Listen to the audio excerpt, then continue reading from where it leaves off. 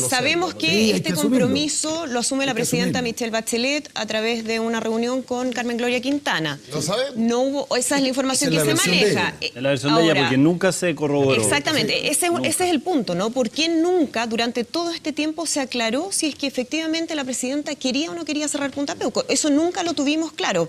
Vamos a revisar justamente la declaración de Carmen Gloria Quintana, después de que se genera toda esta polémica, quien envía una carta con el título "No jueguen con nuestro dolor". Una carta de una carilla y media, donde, entre otras cosas, dice: "Si rompo mi silencio autoimpuesto, se debe al hecho de que se me hace insoportable que las más altas autoridades de un gobierno democrático realicen actos de tal envergadura como es burlarse del dolor de quienes precisamente lo dimos todo para recuperar la democracia. Estimo que lo sucedido con Punta Peuco es una falta de respeto cruel con el dolor de las víctimas y con nuestra sociedad". Y dice: quien gobernó fue Michelle Bachelet y ella es la que debe dar las explicaciones de lo sucedido. Ella tuvo 4 años para hacerlo, pero hoy resulta evidente que no tuvo las ganas ni la voluntad. No había convicción de la presidenta Michelle Bachelet el cierre de Punta Peuco. Beatriz. Bueno, yo creo que esa es una de las... Yo me hago varias preguntas con lo de Punta Peuco que creo tienen dos orientaciones. Una cosa es efectivamente si la presidenta quería no cerrar Punta Peuco. A mí me da la impresión que no. O sea, si decide esto 2 días antes de dejar el gobierno, teniendo más de un año para hacerlo, con un compromiso que conocimos a través de Carmen Gloria Quintana, hacerlo a última hora, yo no sé la convicción que tenía para hacerlo, y ahí yo tengo una pregunta. ¿Quería realmente cerrar Punta Peuco? Eso es lo primero. No lo sé, yo no tengo cercanías ahí en esa área, así que no lo sé y dejo la pregunta planteada. Pero lo segundo que me inquieta, y que creo que no es menor, es el ministro Campos le dice que no a la presidenta, por las razones que sea, pero le dice que no. Lo que yo entiendo es que los ministros son funcionarios, que están ahí por una responsabilidad, pero primero por la confianza que les tiene un presidente o una presidenta. Entonces mi pregunta es, ¿solamente Campos le ha dicho que no a la presidenta? ¿Esto ha pasado antes con otros ministros? Y lo pregunto por varias cosas. ¿Por qué? Porque creo que Gonzalo decía, la presidenta ha hecho lo que ha querido con las reformas, y yo digo que no. La presidenta decía realmente una cosa y en la misma coalición decían otra. Y tenía peleas dentro de la Cámara entre su propio sector para aprobar leyes emblemáticas. Entonces, mi pregunta es más de fondo, es ¿lo que pasa con Punta Peuco, o lo que quedó claro con Punta Peuco, pasó muchas veces antes? Si la presidenta no hubiera querido cerrar Punta Peuco, también habría sido explícita, es decir, no cierra Punta Peuco. Ella abre esta cosa de misteriosa 5 días antes con don Francisco, al decir, mire, ya se verá, quedan 5 días. Entonces, hubo probablemente una ambivalencia de la presidenta durante todo el año, probablemente. Ni siquiera el compromiso donde Carmen Gloria Quintana dice que se expresó ese compromiso, tampoco nunca lo dijo ella. Pero evidentemente, en los últimos 2 días, algo pasó. Algo pasó. Todas las declaraciones tienden a dar cuenta de que efectivamente hubo una maniobra y que el ministro Campos evitó que eso se constituyera. Eso constituye un bochorno para el cierre del gobierno. Evidentemente que lo constituye, porque si esto se hubiera hecho antes, es una discusión legítima del fondo. Si esto se hace a último momento, es una situación bochornosa. Pero ¿qué me deja a mí desde la política este caso? La falta de política. Y si hay falta de política, es una responsabilidad de los que conducen. ¿Dónde hubo falta? No. Mientras yo no sepa exactamente lo que pasó. Está bien, pues. Ahora, pero ¿qué lecciones me deja a mí? Primero, que una decisión de esa envergadura, por el símbolo, por el efecto que tiene, no se toma en las últimas horas. Así es. Eso estamos todos de acuerdo. En eso hay una unanimidad. En eso están todos de acuerdo. O sea, si la intención de alguien fue cerrar Punta Peuco, intentar cerrarlo 24, 48 horas antes, con el propósito, como decías tú, de dejarle al próximo gobierno un problema, a mí me parece que también esa es una mala decisión. Perdón, sí.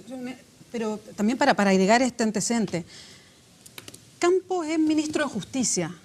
Me van a decir que para él todo es sorpresivo, que nunca hablaron con la presidenta, bueno, o sea, cerrar Punta Peuco, ¿en qué estamos? No, o sea, ¿no todo fue así sorpresivo? Él dice que preguntó 7 veces. No, él hizo declaraciones durante el último año, siempre muchas veces contraria. desconociendo, dijo, yo no conozco promesa ninguna, así dicho. Pero termina la idea. No, incluso habló de tenía posición. Que a él le importaba poco las declaraciones de Carmen Gloria Quintana, incluso todo expresó. Sí, claro. A mí me parece que si la decisión política fue generar un problema y para eso cerrar Punta Peuco, me parece que también constituía un error político garrafal. A mí me parece que eso no tiene estética a última hora, generarle un problema al gobierno que viene, eso no se hace. De modo que yo coincido con Francisco. Yo creo que este es como la culminación de un proceso en que la ausencia de conducción política fue la norma de conducta de los últimos meses del gobierno de la presidenta. Esto sumado al tema de Villalobos, al tema de Toledo, demuestran un problema político que ya estaba instalado y que hizo crisis en estos 3 temas. Ahora, lo que ocurre con la designación como notario del fiscal Luis Toledo, quien estuvo, recordemos, en el caso Cabal, que inmediatamente generó suspicacias, generó cuestionamiento y que finalmente se termina parando ese decreto y Luis Toledo termina renunciando a esta postulación a través de un también oficio que envía a la Contraloría. ¿Qué pasa con esa designación? Donde también vemos al exministro Jaime Campos diciendo que él recibió órdenes superiores. Vamos a escucharlo. Yo un día viernes designé al señor Ortega, Sí. bueno, y el día lunes recibí instrucciones superiores que me decían que tenía que designar al señor Toledo. ¿Y de quién fueron esas instrucciones, don Jaime? Autoridades superiores, obviamente. Bueno, ahí está, ¿no? Eso muestra que hay claridad. Recibí órdenes o instrucciones superiores para designar a Luis Toledo como fiscal, modificando lo que había sido la inicial designación de Ortega. No. Esa es la pregunta. No, pues, ¿Quién puede ¿usted ser? ha sido ministro, ciudadano? No, pero... Yo he sido. Ya, con la Francisco ley, Vidal. Los superiores a un ministro sectorial, hay varios. Ah, claro. Los ministros políticos, particularmente el ministro de Interior. Yo fui ministro de Interior. Es un par. Nos acordamos, Pan. Sí, claro. La paz reinaba sobre Chile. ¿Estaba inhabilitado por haber estado en el caso Cabal, Luis Toledo, para recibir una designación como esta? Yo creo que el fiscal Toledo no tenía ninguna inhabilidad que impidiera que él postulara a la notaría. Ninguna. Completamente. Si fuera así, hay un montón de notarios que han ocupado cargos de otra naturaleza y hoy día ejercen distintas notarías. Primero. Segundo, a mí me parece formalmente normal que un ministro retire un decreto. Eso ocurre habitualmente en la administración del Estado. El punto no es jurídico, creo yo, es nuevamente político. Porque si hay caso que ha conmovido al país fue precisamente el tema Cabal. No hay hasta ahora ningún antecedente, que yo conozca al menos, que acredite que el fiscal Toledo tuvo un comportamiento en la primera parte de la investigación del caso Cabal que benefició a la presidenta de la República o a su familia.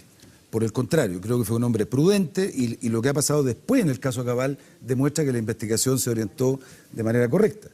El tema es político. ¿Cómo alguien recomienda nombrar a Toledo notario, aunque no tenga ninguna inhabilidad?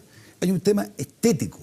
¿Cómo recomienda nombrar a Toledo cuando sabe que el nombramiento de Toledo se presta para lo que estamos conversando? De atribuir segundas intenciones a Toledo, pago favores, que benefició a determinada persona en la investigación. Eso era de la VC.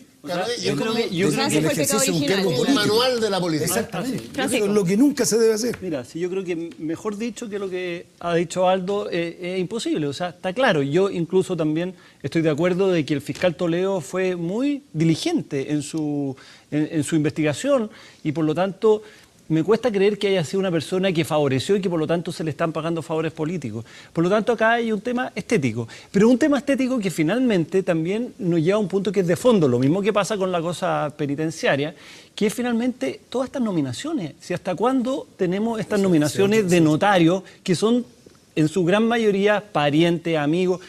Estos estatutos de nombramiento, de estatutos cerrados, como existían en la Edad Media los panaderos o los qué sé yo, los tintoreros, digamos, es absurdo. O sea, si hasta cuándo vamos a tener notarías en las cuales tratan mal a la gente, le cobran caro. Acá que sea notario el que quiera y que cumpla los requisitos y abramos esta situación. Todo el resto se presta para estos tipos de favores políticos, amigos, amistocracia, que en este caso se le agrega el componente evidentemente político del caso. Y el tercer tema que marca este cambio de gobierno, sí, pues inmediatamente bien intenso, que es la renuncia del ex general director de Carabineros, Bruno Villalobos. Muchos se preguntan por qué no salió durante el gobierno de Michelle Bachelet. Francisco Vidal. Yo creo que... Tiene que dar explicaciones hoy día. Uno sí... Fue el ministro de Defensa. Claro. No tengo problema, ¿eh? Poner la carita no tengo problema. ¿Tú le habrías pedido la renuncia? Fíjate que yo tenía mis dudas. Ahora, claro, contrafactual. Estamos viendo lo que está haciendo Soto. Mi duda, lo dije y lo repito aquí, es que está en la crisis de Carabineros, en el alto mando en particular, que cualquier reemplazo podría generar un conflicto posterior, una doble crisis. Voy a poner un ejemplo. Cuando se le pedía a la presidenta Bachelet que le pidiera renuncia a Villalobos y nombrara a otro, que está de acuerdo a la Constitución entre las 5 siguientes antigüedades, bueno, el general Blue estaba entre las 5 siguientes. ¿Quién sale Vamos también? a suponer que la presidenta Exdirector de inteligencia. le pide la renuncia a Bruno Villalobos y nombra al general Blue. ¿Pero por qué tenía que nombrar a Blue? No, porque estaba dentro de las Claro, pero necesitaba un chequeo respecto a los antecedentes. Y ahora resulta que Uno de los nombres que sonaba era el de Blue. claro, además era como el segundo, digo, es que muchos gobiernos nombran al segundo para darle más continuidad al mando.